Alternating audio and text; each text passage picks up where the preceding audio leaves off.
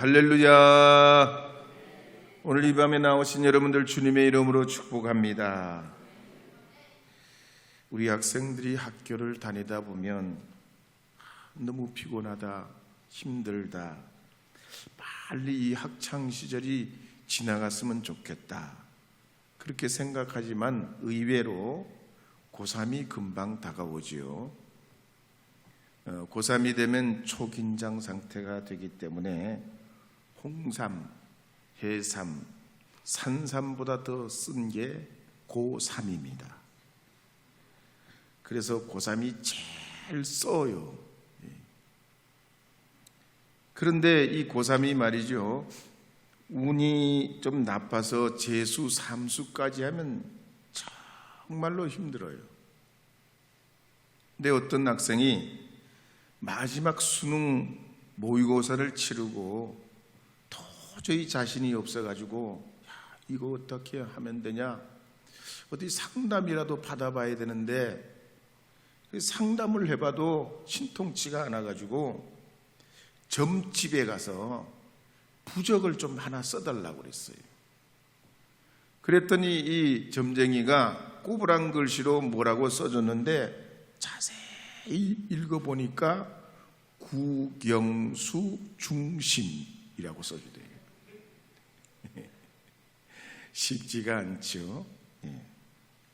그렇지만 시편 37편 5절에 보면 이렇게 기록하는 말씀이 있습니다. 함께 읽어보겠습니다. 함께 읽겠습니다. 내 길을 여호와께 맡기라. 그를 의지하면 그가 이루시고. 아멘. 시편 55편 2절도 읽어보겠습니다. 내 짐을 여호와께 맡기라. 그가 너를 붙드시고 의인의 요동함을 영원히 허락하지 아니하시리로다. 아멘. 잠언 16장 3절도 읽겠습니다. 너의 행사를 여호와께 맡기라. 그리하면 내가 경영하는 것이 이루어지리라. 아멘. 이제 9월 중순이 되면 대학 입학 전형이 시작이 됩니다. 우리 수험생, 학생들, 또 부모님, 보호자들 여러 가지로 망감이 들 때입니다. 하나님의 은혜와 축복과 역사가 함께하기를 주의 이름으로 축원합니다.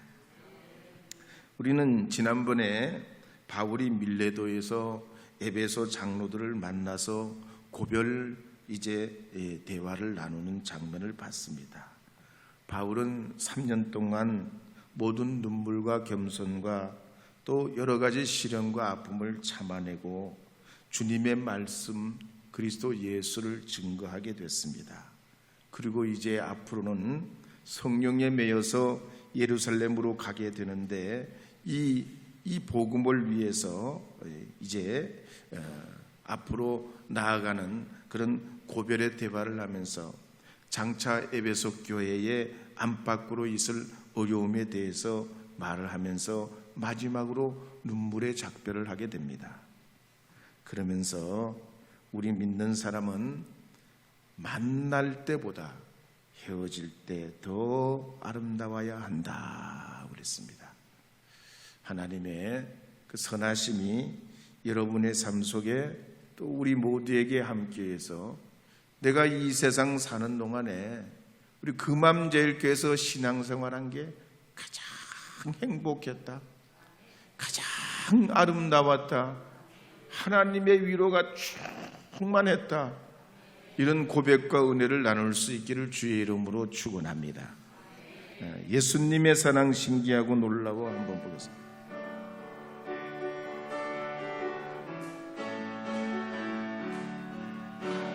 예수님의 사랑 신기하고 놀라와, 예수님의 사랑 신기하고 놀라와, 예수님의 사랑 신기하고 놀라와. 오 크신 사랑, 하늘 그보다, 하늘 그보다, 바다 그보다 깊고 우주 그보다 넓은 오 크신 사랑.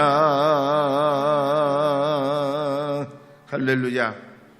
제가 원고에는 우리 주의 성령이라고 해놨는데 부르기는 예수님의 사랑을 부르니까 방송실에서 프레젠테이션 하는데 혼돈이 좀 있었습니다.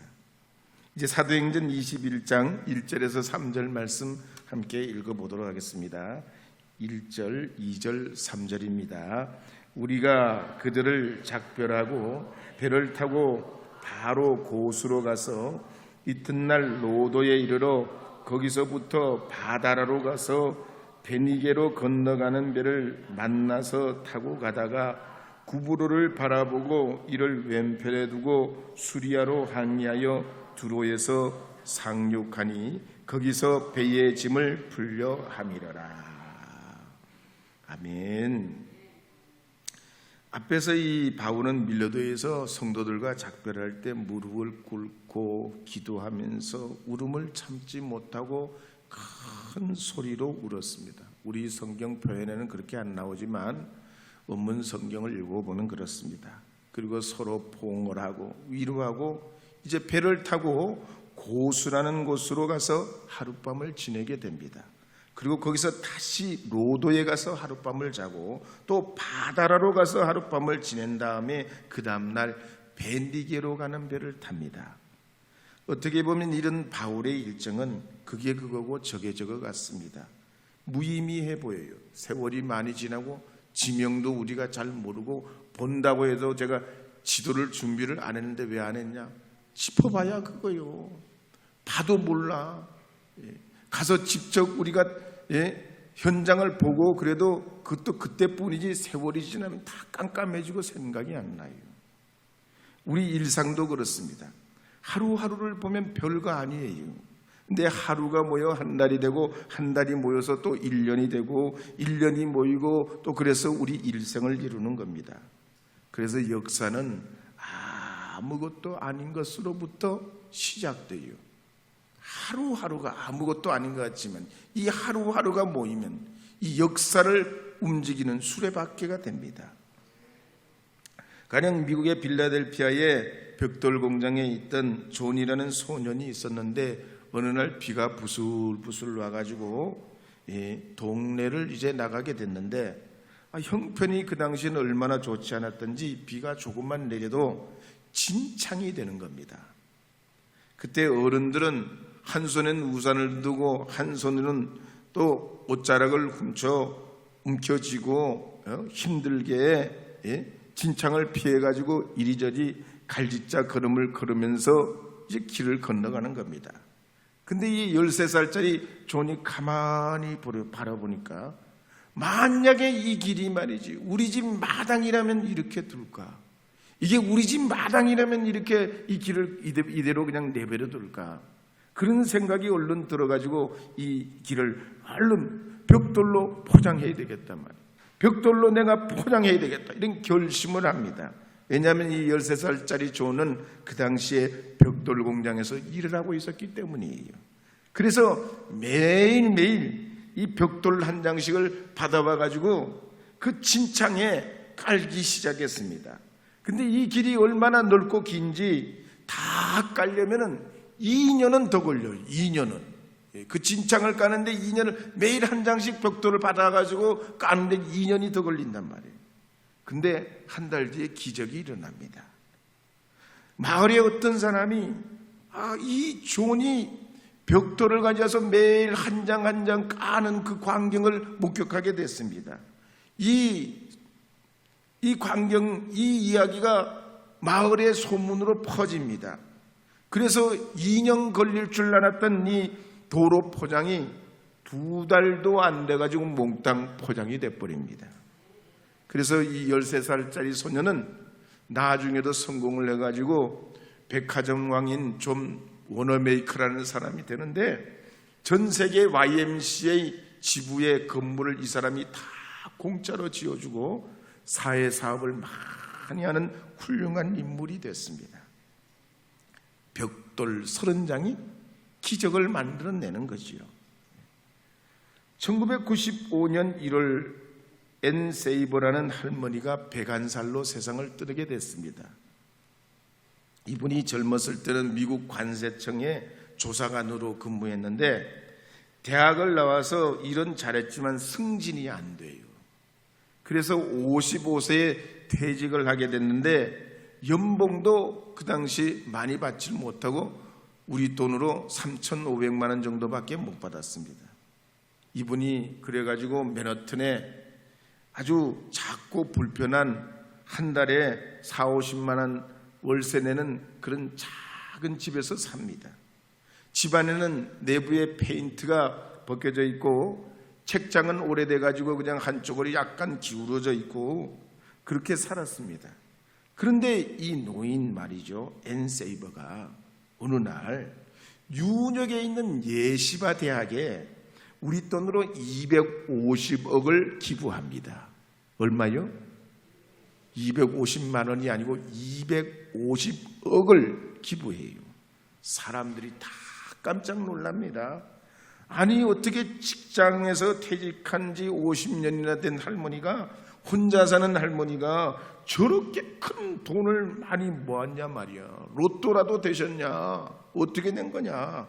알고 봤더니 그분이 처음 월급을 받을 때부터 매달 생활비를 제외하고는 주식을 100주, 200주, 300주 계속 사셨다는 거예요.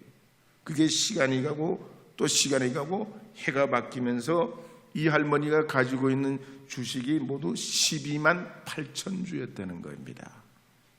큰 돈이 됐습니다. 오병이어의 기적은, 한번 따라하겠습니다. 오병이어의 기적은 작은 보리떡에서 시작한다. 한 번 더 하시겠습니다. 오병이어의 기적은 작은 보리떡에서 시작된다. 할렐루야. 그렇습니다. 그렇습니다. 큰 일을 이루는데 큰 것이 필요한 게 아니에요.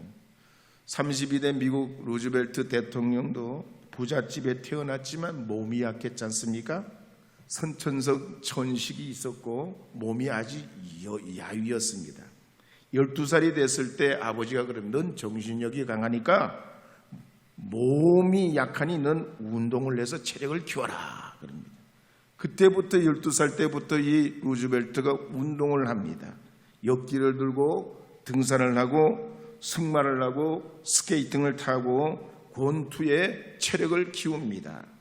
나중에 대통령 선거를 위해 가지고 대중연설을 673번을 합니다.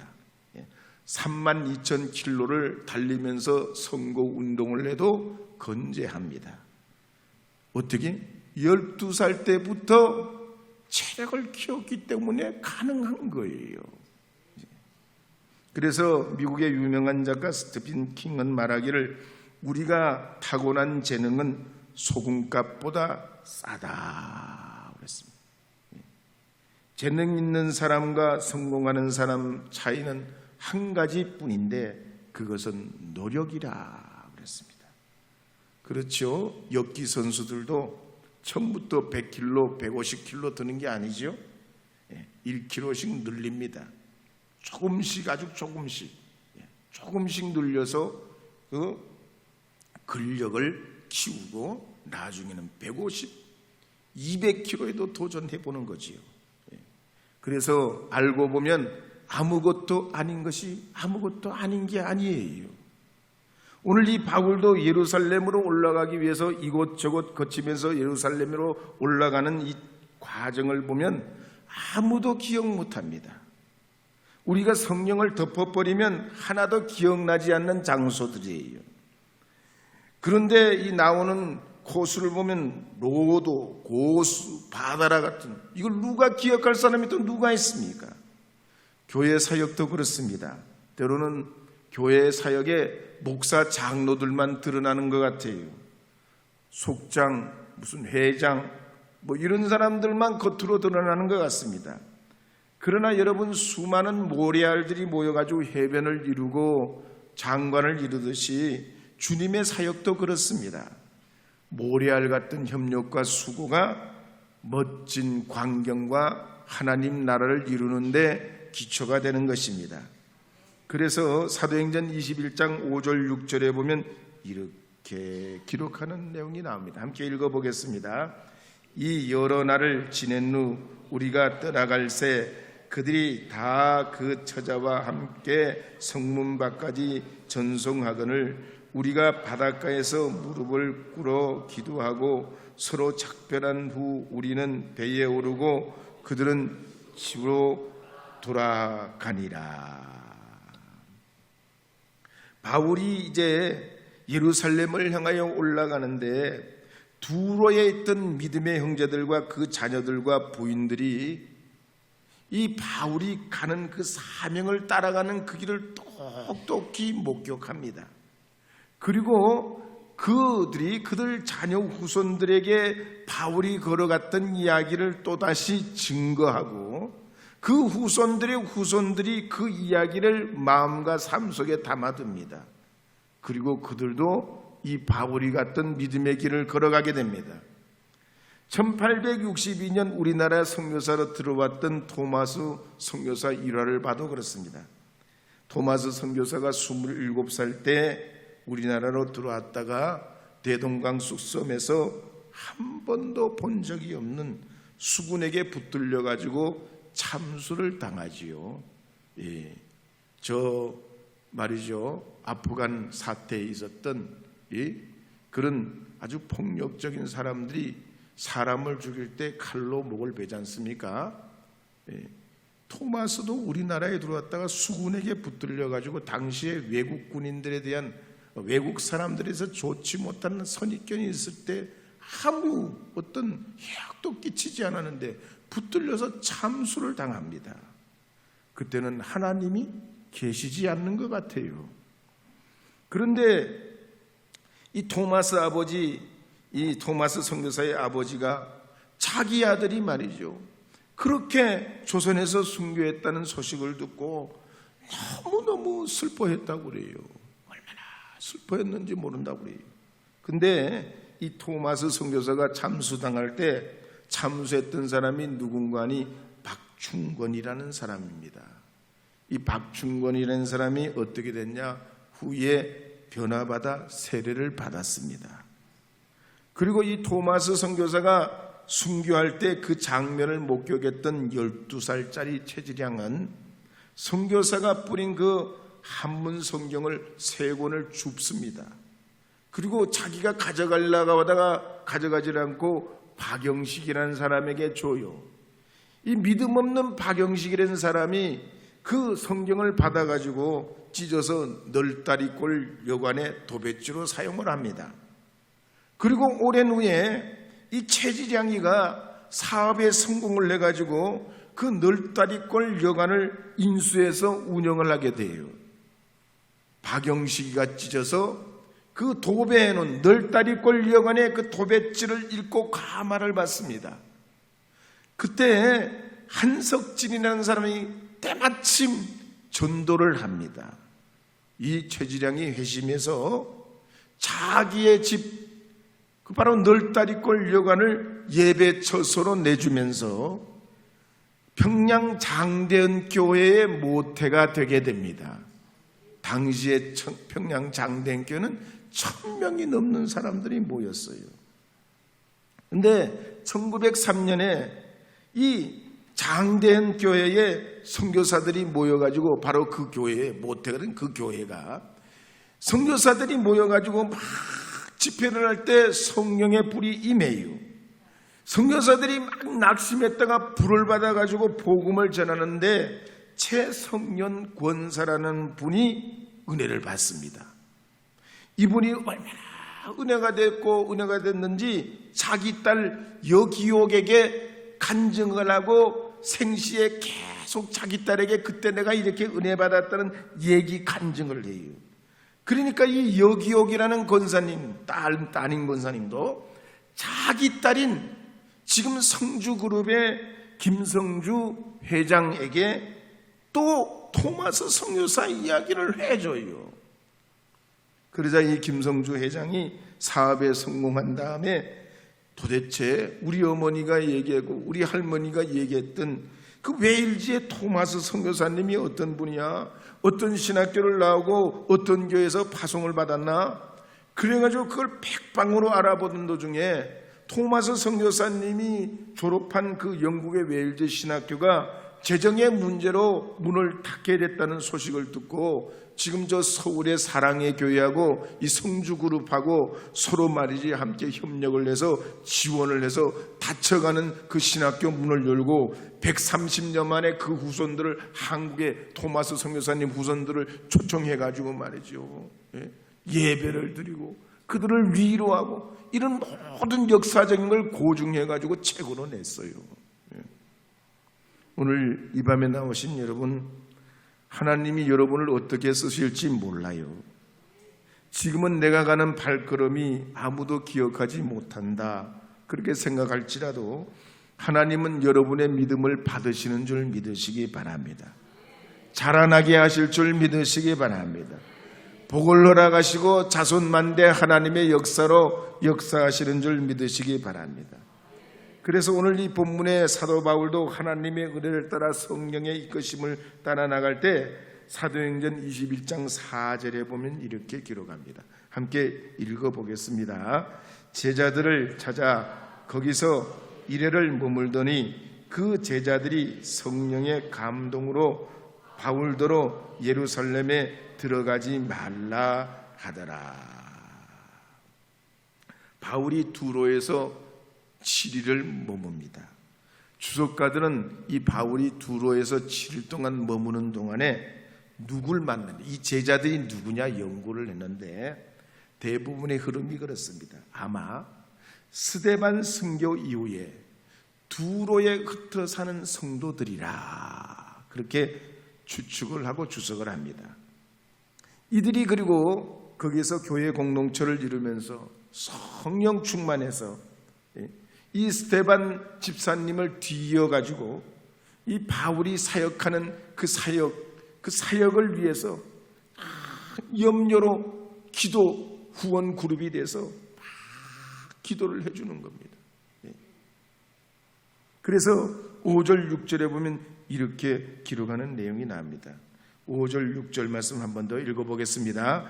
이 여러 날을 지낸 후 우리가 떠나갈새 그들이 다 그 처자와 함께 성문 밖까지 전송하거늘 우리가 바닷가에 무릎을 꿇고 기도하고 서로 작별한 후 우리는 배에 오르고 그들은 집으로 돌아가니라. 여러분, 이 사건을 잊을 수 있겠냐 말이에요. 이건 절대로 잊을 수 없는 일. 마지막 작별을 해서 바닷가에 무릎을 꿇고 눈물로 작별하는 이 장면은 우리 교회사에 영원히 잊혀지지 않을 거고 하나님도 교회와 성도들을 통해서 그 신앙의 명맥을 이루어 오시고 지금도 성령의 은혜로 우리 심령을 고동치게 하고 하나님의 은혜로 살게 하는 원동력이 되게 될 줄로 믿습니다. 여러분 가운데도 여러분 하시는 일이 너무 작다고 여겨지는 일이 있습니까?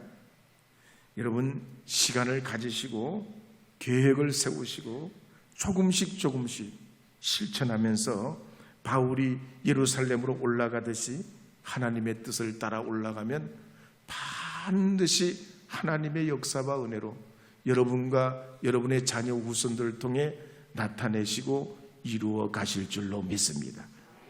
이루어 주실 줄로 믿습니다.